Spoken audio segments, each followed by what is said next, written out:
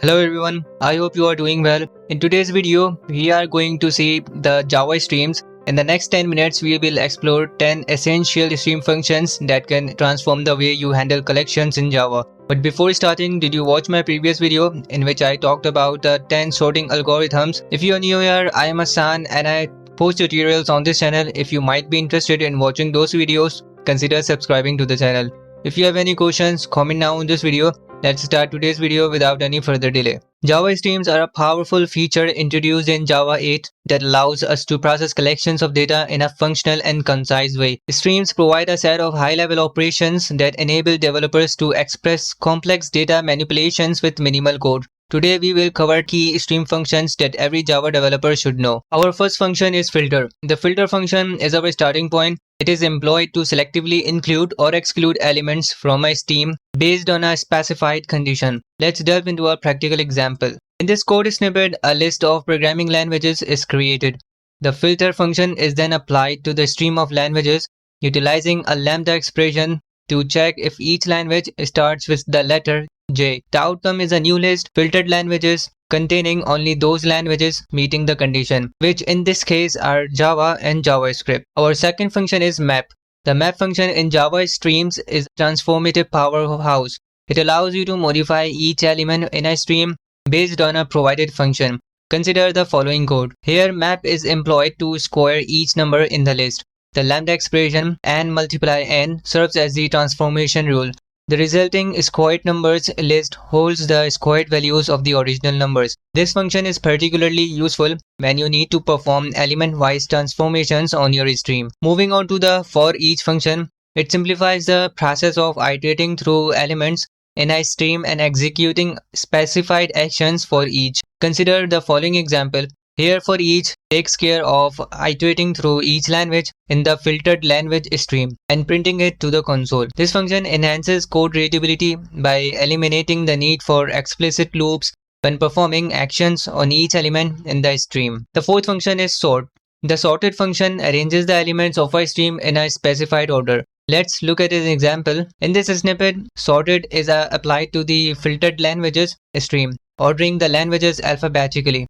The resulting sorted languages list contains the languages in a sorted order. This function is crucial when you need to impose a specific sequence on your stream elements. The fifth one is distinct. The distinct function ensures that only unique elements remain in a stream, effectively eliminating duplicates. Let's see it in action. Here distinct filters out duplicate languages from the duplicate languages stream, creating a new list, unique languages, with only distinct elements. The function is valuable when working with data where uniqueness is crucial. The sixth one is limit. Moving on to the limit function, it allows to restrict the number of elements in a stream. Consider the following example with a sorted list. Here limit 2 ensures that only the first two languages from the sorted languages stream are included in the new list, which is called limited languages. This function is particularly useful when dealing with large data sets, allowing you to focus on a specific subset of your data. The seventh function is skip. The skip function in Java streams enables you to bypass a specified number of elements in a stream. Let's see an example. In this example, skip 1 excludes the first language from the sorted languages stream, resulting in a new list called skipped languages with the remaining elements. This function is handy when you need to skip over irrelevant data, improving performance and reduce utilization. The eighth function is reduce. Now let's explore the reduce function, which aggregates the elements of a stream into a single result. Consider the following example, computing the sum of a list of numbers. Here, reduce accumulates the sum of the numbers in the numbers stream, starting with an initial value of 0. This function is indispensable when you need to perform complex aggregations or computations on your stream elements. The ninth one is any match.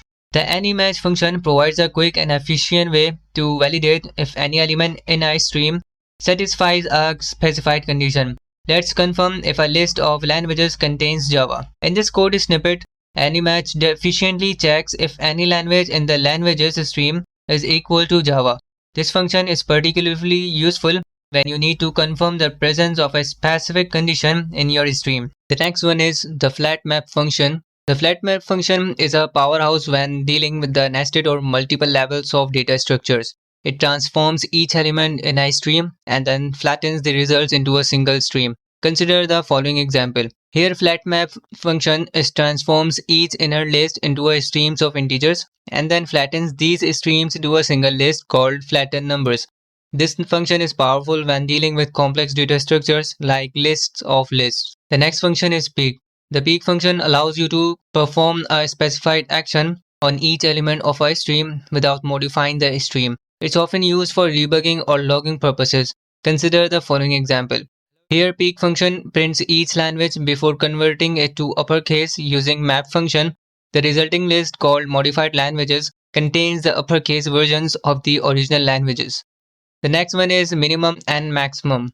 The min and max function allows you to find the minimum and maximum elements in a stream respectively. Consider the following example.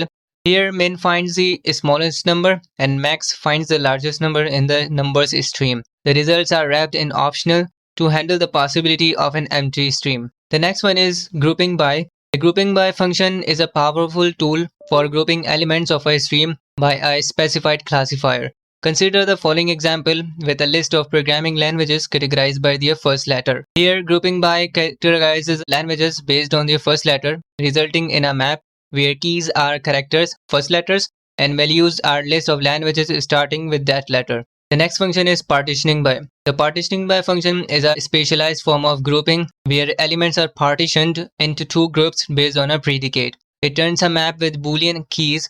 Consider the following example with a list of numbers partitioned into even and odd. Here partitioning by function divides the numbers into two groups, even and odd, resulting in a map with Boolean keys. The next function is joining. The joining function is used to concatenate the elements of a stream into a single string. It's often employed when you need to create textual representation of the elements. Consider the following example. Here joining, which have comma, concatenates the languages into a single string with each element separated by a comma and a space. The next function is counting. The counting function is a terminal operation that turns the count of elements in a stream. Consider the following example, counting the number of distinct languages. Here counting function tallies the number of distinct languages in the stream. The next functions are find first and find any. The find first and find any function returns the first element and any element from a stream respectively. They are often used with parallel streams where order may not be guaranteed.